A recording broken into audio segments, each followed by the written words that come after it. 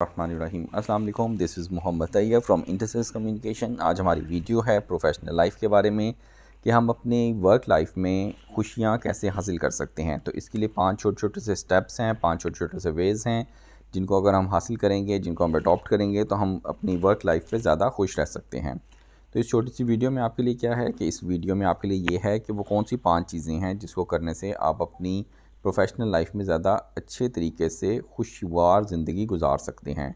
और हमने ये वीडियो क्यों बनाई है, क्योंकि एक रिसर्च हुई, उस रिसर्च में ये पता चला कि इंगेज टीम जो सी हैं, ऐसी टीम जो कनेक्टेड होती हैं, वो प्रोडक्टिविटी को 20% बढ़ा देती हैं। टर्नओवर यानी एम्प्लॉयज़ का छोड़ कर जाना उस ऑर्गेनाइजेशन से वो 87% कम हो जाता है। और वो रेवेन्यू सेल्स जिसकी वजह से हर कंपनी एग्जिस्ट कर रही होती है, 43% इंक्रीज़ हो जाती हैं सेल्स।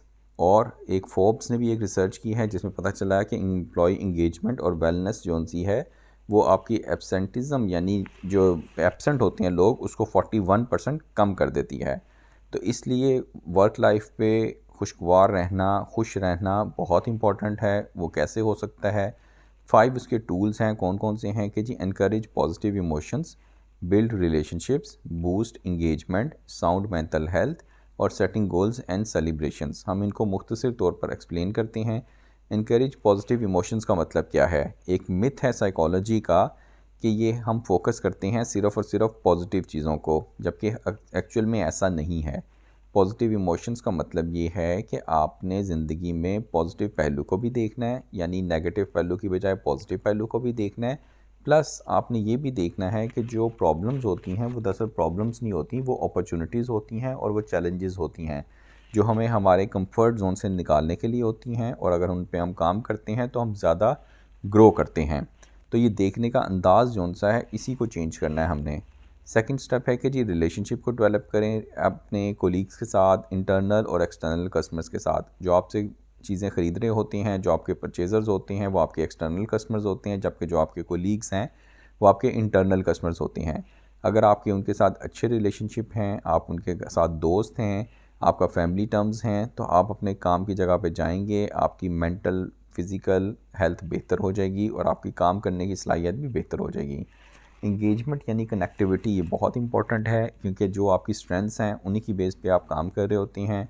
दूसरा ये कि आपको ये देखना है कि आपकी वैल्यूज़ और आपकी कंपनी की वैल्यूज़ में कितनी सिमिलैरिटी है। अगर कंपनी की वैल्यूज़ और आपकी वैल्यूज़ सेम हैं तो आपका ऑफ़िस जाने को दिल करेगा और आप फैक्ट्री या ऑफ़िस जहाँ पे भी आप काम करते हैं और आपकी जो इंगेजमेंट है, जो कनेक्टिविटी है, वो ज़्यादा बेहतर हो जाएगी। मेंटल हेल्थ आपकी बेहतर हो जाती है अगर आप वहाँ पे अपने ऑफ़िस के साथ, कोलीग्स के साथ और अपने काम के साथ सक्सेस वो होते हैं, सिंसियर होते हैं और कंफर्टेबल होते हैं।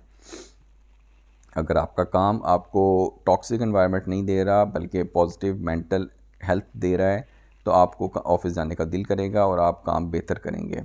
लास्ट बट नॉट लीस्ट, जो गोल सेटिंग है और सेलिब्रेशन, ये बहुत इंपॉर्टेंट है। आपने देखा होगा कि मुख्तलिफ़ कंपनीज़ में एवर हाईएस्ट सेल्स को सेलिब्रेट किया जाता है। समटाइम्स वो एनिवर्सरी को सेलिब्रेट किया जाता है। फिर अगर उन्होंने टारगेट कर लिया 100%, उसको सेलिब्रेट किया जाता है। तो ये सब चीज़ें जो सी होती हैं, कहते हैं कि setting goals and celebrating milestones along the way are the final component of happiness. तो ये आपको जो अवार्ड मिलता है या आपको कोई शील्ड मिलती है या आपको कोई सर्टिफिकेट मिलता है, तो ये आपको हैप्पीनेस की वजह बनता है। तो आपकी ऑर्गेनाइजेशन में अगर ये 5 पॉइंट नहीं हैं तो इनको लेकर आएँ और अपनी इस वीडियो के बारे में अपने फ़ीडबैक से आगाह कर दीजिएगा। आपके टाइम का बहुत बहुत शुक्रिया।